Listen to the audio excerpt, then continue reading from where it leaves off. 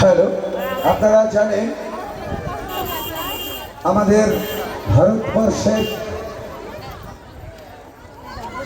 একটা রত্ন, সুরের রত্ন প্রয়াত আশা ভোসলে গত 12ই এপ্রিল তিনি প্রয়াত হয়েছেন।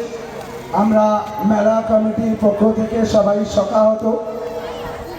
আমাদের যেভাবে তিনি গান শুনিয়ে সারা ভারতবর্ষ তথা সারা বিশ্বকে তিনি মুগ্ধ করেছেন, আমরা দিঘিরপাড় গ্রামবাসীর পক্ষ থেকে সবাই আন্তরিকভাবে তাকে শ্রদ্ধা জ্ঞাপন করছি।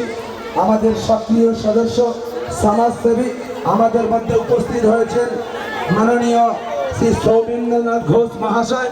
আমি আমাদের কমিটির পক্ষ থেকে রাহুলকে বলবো সৌমেন্দ্রের হাতে একটা মালাটা তুলে দেওয়ার জন্য।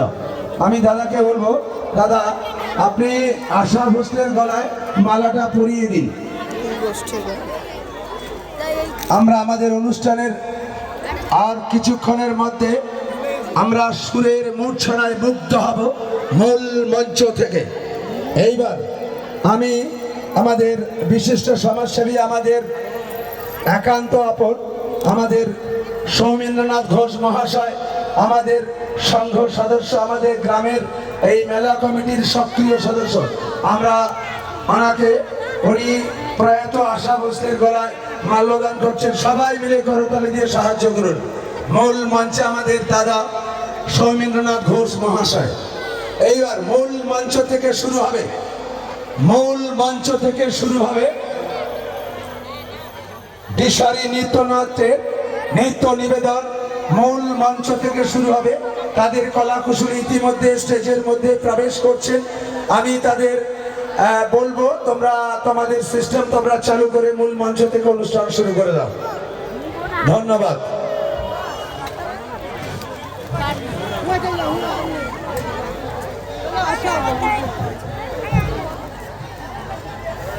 লাইট দেখেছিস তুমি ছিঁড়ে ইয়ে করে দিচ্ছ।